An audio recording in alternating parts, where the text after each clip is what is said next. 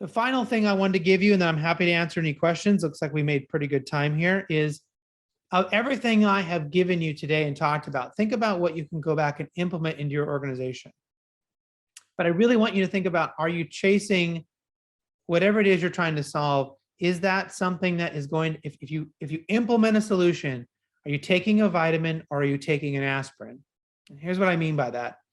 When we take our vitamins, right, or we eat healthy and we exercise, however you want to contextualize that, we are doing things for our long-term health and benefit. And that is where I want you to think about implementing. If we just take an aspirin because I have a headache, yes, we might need that aspirin. We do have a headache, but the headache probably came from something else. Stress, overeating, eating bad things, hangovers, right? There are bad things in our life that cause headaches. But in an organization, there are bad things happening that are causing headaches in the organization. So we need to work on fixing that, not just doing something that's an aspirin just to sort of cover up the pain, and then the pain keeps happening, right? If I have a headache every Saturday morning because I go out on Friday and drink until I pass out, I can keep taking an aspirin on Saturday morning, or maybe I should change my behavior and not go do that, right? So that's sort of the difference. And from an organizational standpoint, we want to figure out what we can do to change that is more healthy, as a long-term strategy for us to be better versus just the short-term aspirin type of a solution. Hopefully that makes sense. I know it's maybe a little convoluted, but I tend to like to think about, is this a long-term healthy thing for us, or is this a short-term fix? And that really helps us be a little bit better. If anyone would like to join my Slack group, you can go on my website there and get it, or contact me directly. I can send you an invite. We have a whole community of people that like to talk about how to be more effective. You can ask questions and get a community help there. And love to have you check out my books if you're interested. And if there's any questions, we can dive into it. Yeah, would love to have anybody here ask Chris some questions. I've got a couple, but would love to get you first. So Diana, Flora, Kelly, anything that's come up over the last 50 minutes? I know it's a lot of information, a lot of really helpful tips. So, but would love to see if there's anything that you think is impactful and you'd like to get cleared up.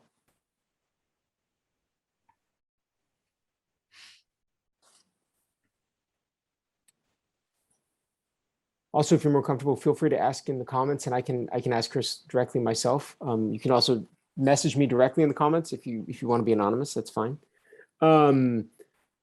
Chris, one thing I was hoping, when you talked about the group thought brain trick, that seems really important because there's so many examples, at least in my own career, that I can think back on where I feel like I've watched that unfold in slow motion in front of me. Here we go. And I'll get to that in a minute, because let's get Kelly's question first. She says she's a big fan of agendas for meetings. Curious how you handle meet and greets in this virtual world. How do you incorporate new team members? So, yeah, I mean, in longer meetings, we do that bonding exercise that really helps us do the meeting. Really, instead of just, hey, how are you, right? We always say fine. We always say, okay. That question is so worthless at this point. So it's better for us to do the bonding exercise and say, how are you showing up, right? To go deeper.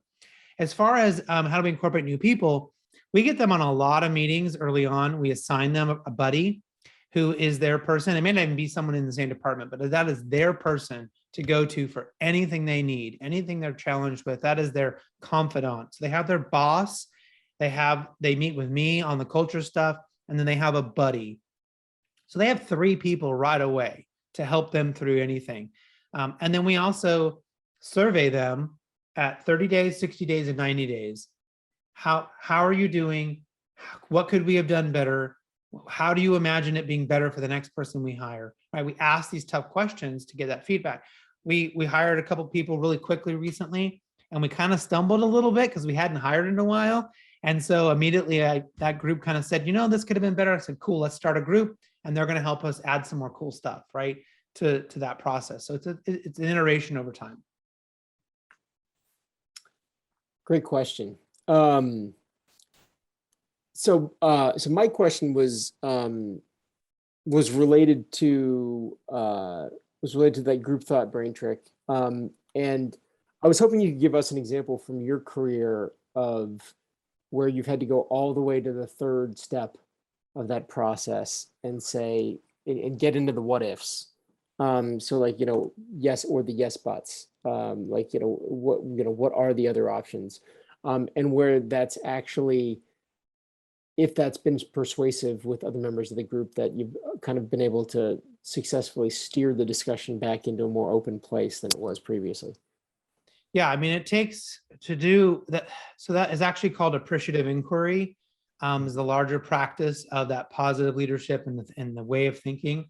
And so I kind of went down once I discovered how incredible things could be by saying yes. And there's that funny Jim Carrey movie. I don't know if anyone remembers, but in Zoe Deschanel, where he has to say yes to everything and it radically changes his life, right?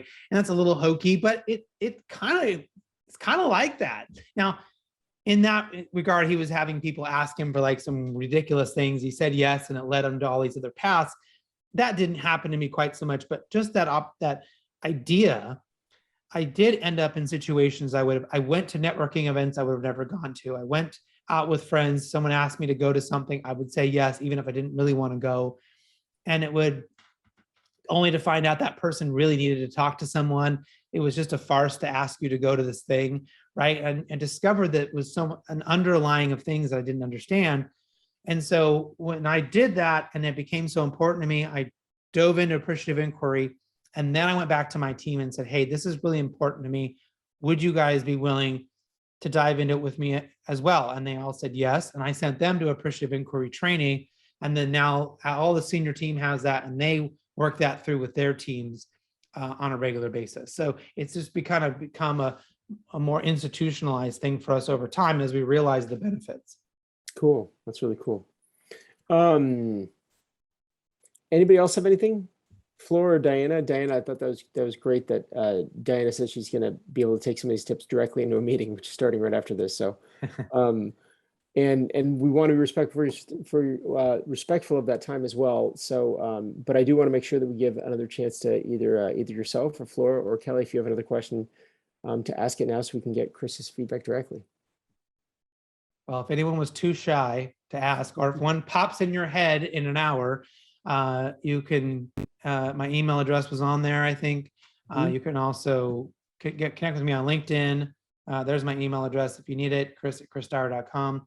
Happy to help anybody else out if it comes up later on. So absolutely. And always happy to funnel any questions Chris's way as well.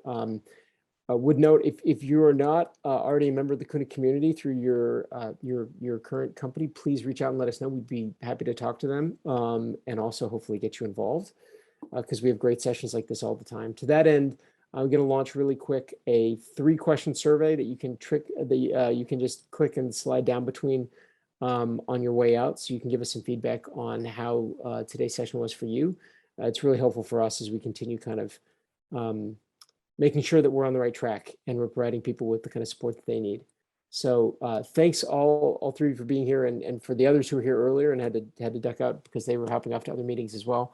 But appreciate you all taking the part and investing in yourselves, and making sure that you can be leading and taking part in more effective meetings going forward. So thanks a lot.